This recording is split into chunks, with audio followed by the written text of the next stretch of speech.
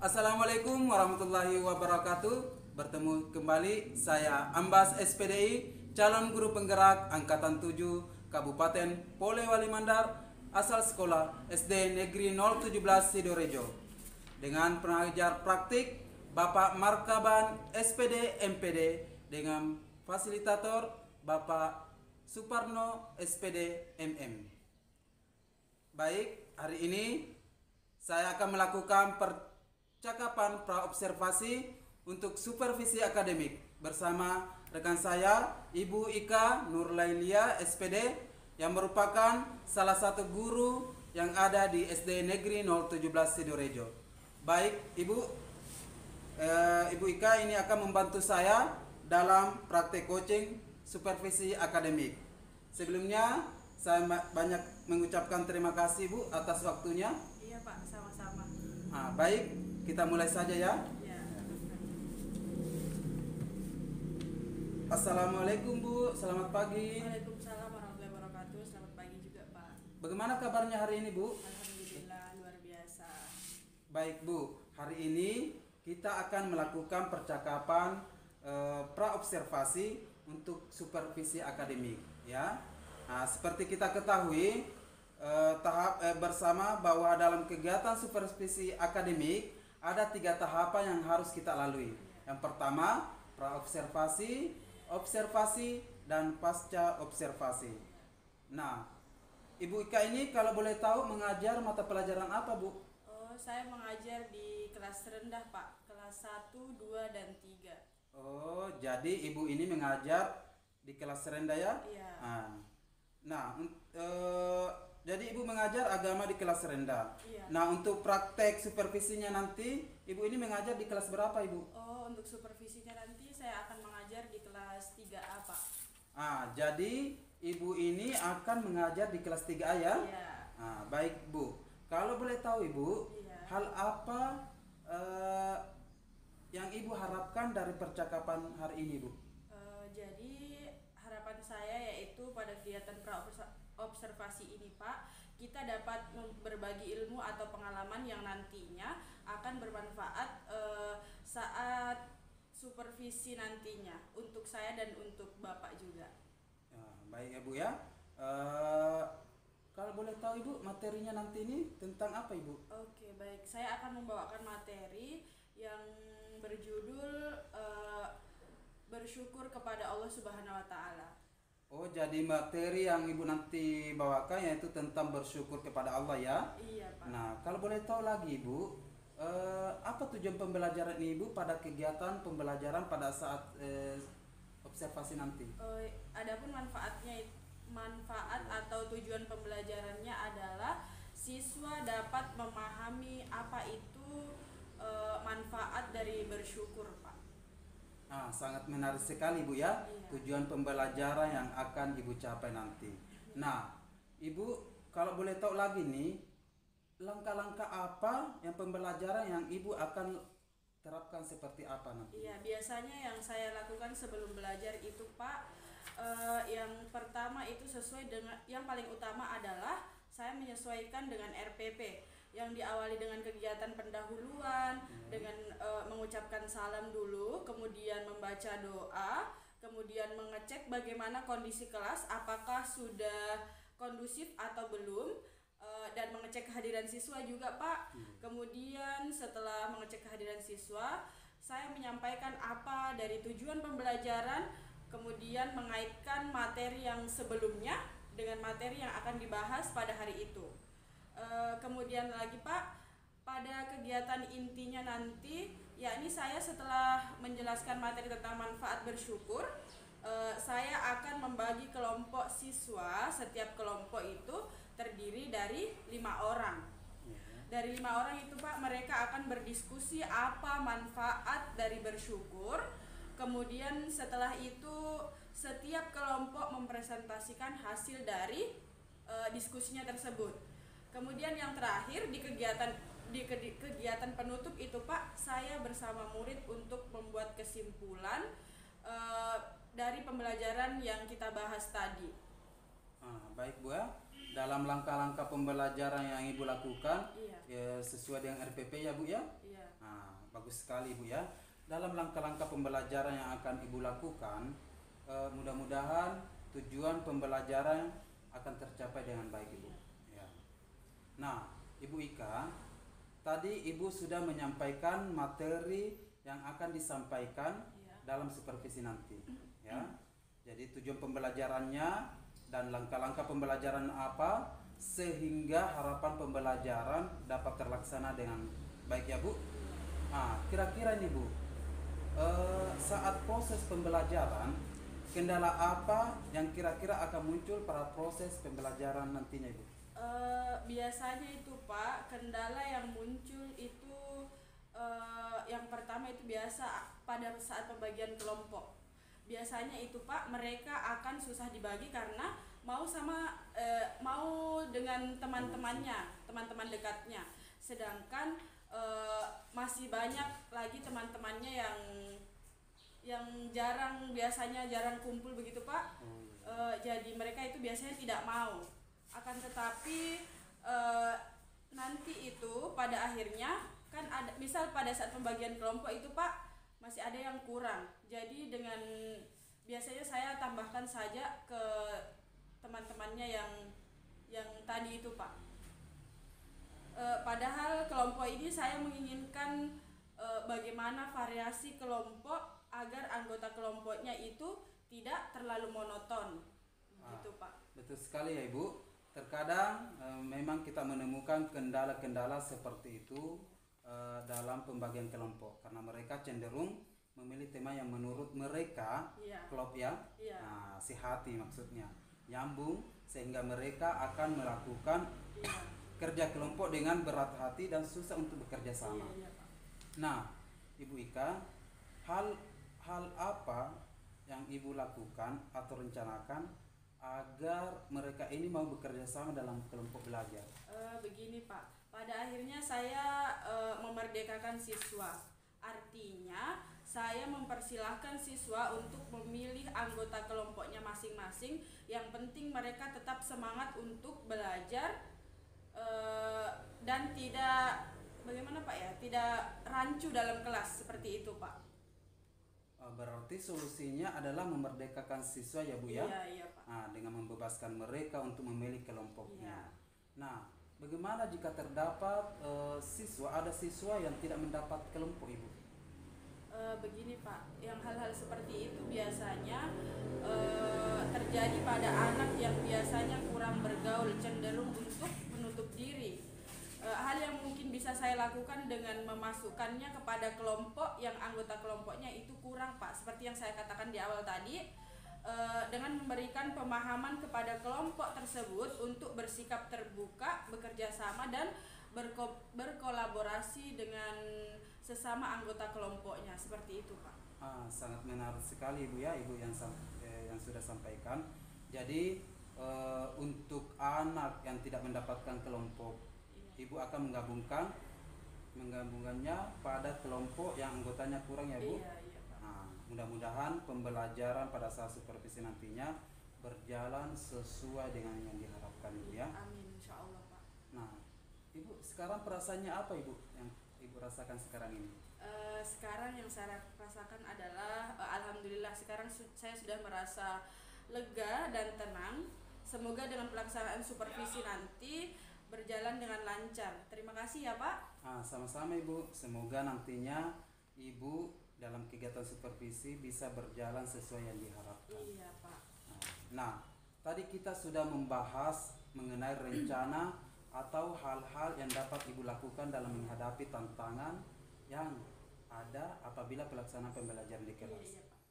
Selanjutnya Ibu, kita berbicara mengenai tanggung jawab Ibu ini yang Ibu lakukan supaya rencana yang disampaikan tadi dapat terlaksana dengan baik. Kira-kira apa tanggung jawabnya? Komitmen apa Ibu yang Ibu lakukan? Oh ya, jadi begini Pak. Tanggung jawab saya akan terus belajar dan menemukan bagaimana strategi-strategi apa yang cocok untuk setiap proses pembelajaran saya agar saya dapat menjadi guru yang lebih baik, kreatif dan profesional dalam mengajar Pak.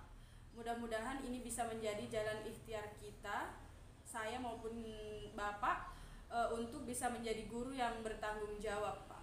Nah, sangat setuju ya Bu, setuju sekali dengan komitmen Ibu, tanggung jawab Ibu. Semoga Ibu bisa sukses dengan dalam ikhtiarnya.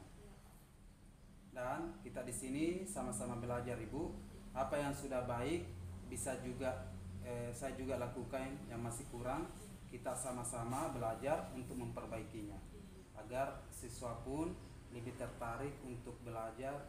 Itu tugas kita bersama. Jadi terima kasih banyak Pak, saya sekarang menjadi semangat untuk segera melakukan kegiatan pembelajaran saya di kelas dengan menggunakan strategi terbaru saya nanti, Pak. Sama-sama Ibu. Baik, sampai di sini percakapan kita Ibu. Semoga nantinya pada saat observasi dapat terlaksana dengan lancar dan Ibu tetap melakukan yang terbaik. Sampai ketemu di kegiatan supervisi nanti Bu. Iya Pak, insyaallah. Terima kasih Bu. Ya, mungkin sekian Bu. Assalamualaikum warahmatullahi wabarakatuh. Waalaikumsalam warahmatullahi wabarakatuh.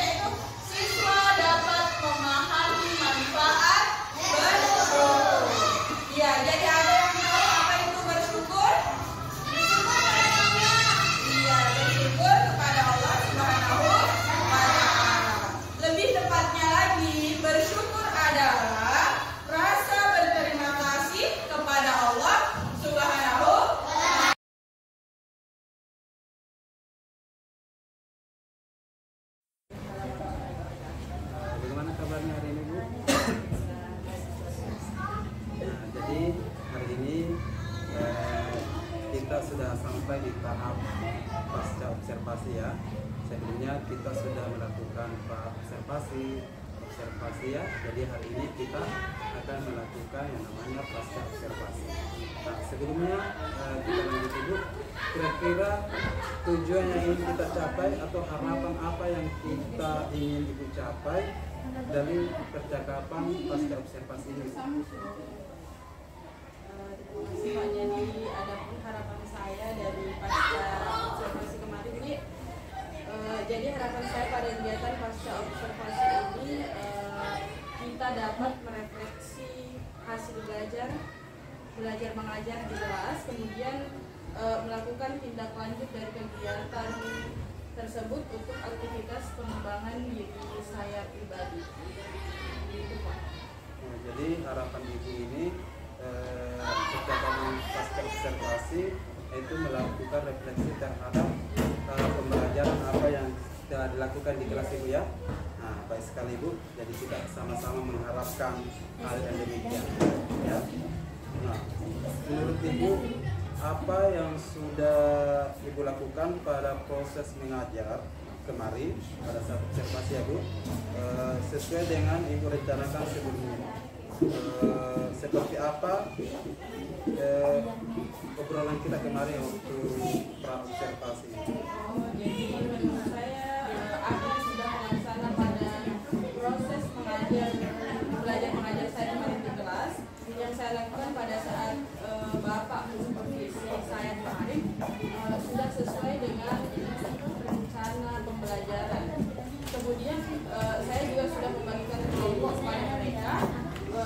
dengan anggota kelompok yang mereka inginkan, Pak. Nah, baik Bu, alhamdulillah. Nah, saya juga kemarin sudah menyaksikan ya Bu, bagaimana Ibu melakukan kegiatan pembelajaran berdasarkan RPP yang sudah Ibu buat ya. Nah, dari proses mengajar yang Ibu lakukan pada supervisi, kira-kira adakah hal yang menjadi kendalanya Ibu pada saat observasi kemarin? Iya, Pak. Kemarin itu pas observasi, adapun kendalanya itu sudah saya bagikan kelompok, sudah mengerjakan tugasnya juga, tapi pada saat itu masing-masing dari mereka itu ada yang malu-malu untuk. Kemudian pada saat itu mereka itu justru malah saling menunjuk. Tidak ada yang berani menyampaikan hasil diskusinya dari Pak Enas. Jadi kendala yang Ibu hadapi yaitu ada siswa malu-malu ya dan saling menunjuk ya. Nah, kira-kira hal kejadian ini Ibu yang Ibu lakukan atau mengatasi kendala tersebut kemudian hari, misalnya Ibu mendapati kejadian seperti yang Ibu waktu observasi itu, kira-kira apa yang Ibu hadapi kalau dalam situasi tersebut nanti? Baik, begini. Jadi melihat hal tersebut, khususnya bagi siswa yang malu-malu untuk tampil di depan kelas, dan itu yang membuat waktu saya kurang, Pak. Jadi mungkin kedepannya saya akan terus menumbuhkan semangat saya lagi untuk mengupgrade bagaimana metode belajar supaya siswa ini tidak malu-malu. Kemudian saya sampaikan kepada anak-anak bagaimana caranya supaya mereka tidak malu-malu lagi, Pak. Jadi yang Ibu akan lakukan ketika menghadapi ya kejadian tersebut, Ibu akan mengatur atau memotivasi siswa tersebut ya supaya tidak malu-malu lagi ya. Bagus sekali Ibu ya. Dan saya sangat setuju bahwa sebagai pendidik itu juga harus selalu sabar ya dalam mendidik menjadi pribadi yang berkarakter.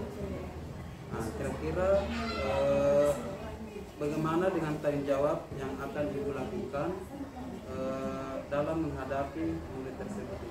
Nah, begini Pak, sebagai pendidik saya akan bertanggung jawab dengan melakukan belajar lebih ekstra lagi, tidak bosan-bosannya untuk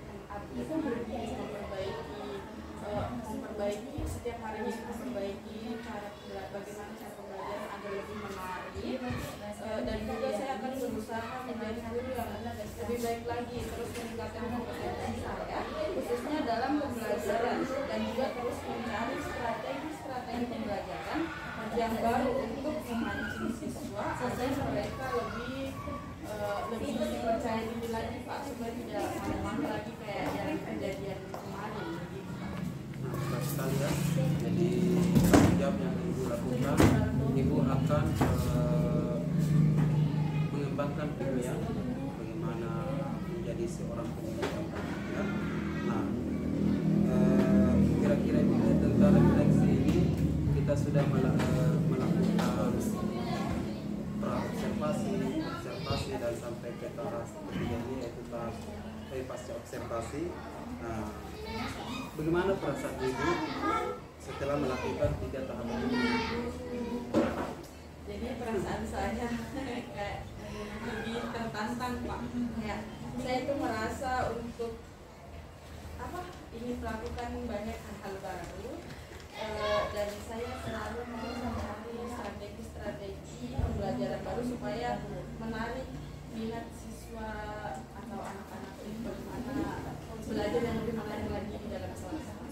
Alhamdulillah kalau Ibu sendiri tertantang ya untuk menemukan strategi pembelajaran yang baru.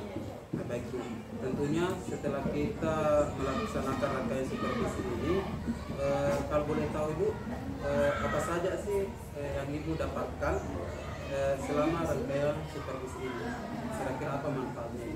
Kalau soal ini banyak sekali, Pak. Salah satunya itu saya mendapatkan solusi dari permasalahan-permasalahan yang saya hadapi selama ini. Ini salah satunya, Pak. Jadi ibu merasa mendapatkan solusi ya apa yang Solusi dari permasalahan-permasalahan yang selama ini saya hadapi. Itu sebenarnya, Pak, pas siswa malu-malu untuk tampil, jadi saya tadi mau mengupgrade diri bagaimana caranya supaya siswa tidak malu-malu lagi. Ya, baik sekali ibu ya.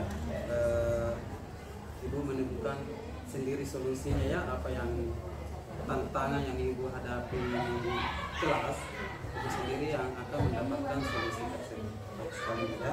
Jadi kita sudah melakukan rangkaian supervisi ya, mulai dari tahapan observasi dan ini sekarang yaitu pasca observasi, dan banyak sekali manfaat yang ibu dapatkan ya, kita semua bisa dapat. Nah, saya berterima kasih ibu atas segala waktunya ya, dan saya menunggu misalnya kita bisa berbicara-bicara lagi di luar dari apa, misalnya kita perlu bantuan atau masukan, kita bisa berbicara-bicara lagi di luar dari kita perlu bantuan atau masukan, kita bisa berbicara-bicara lagi di luar dari observasi ini ya. Saya juga ini Pak sangat berterima kasih karena dikasih kesempatan untuk bisa belajar lebih dari apa yang saya tidak tahu selama ini menjadi saya tahu. Nanti saya juga bisa diberi kesempatan untuk belajar lebih. Jadi bisa hal yang tidak bisa dilakukan. Ya, insya Allah ya, kita sama-sama belajar itu. Kalau memang ada nanti jadwal pendaftaran guru penggerak ya, Wika bisa daftar ya. Dan mungkin Wika masih ada yang ingin mau disampaikan?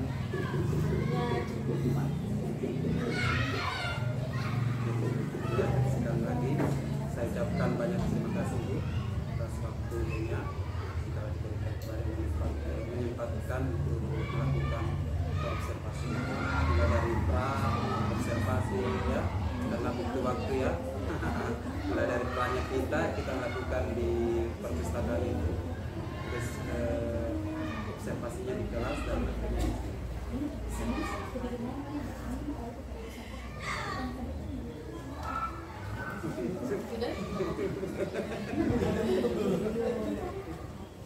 jadi sudah tidak ada lagi ya.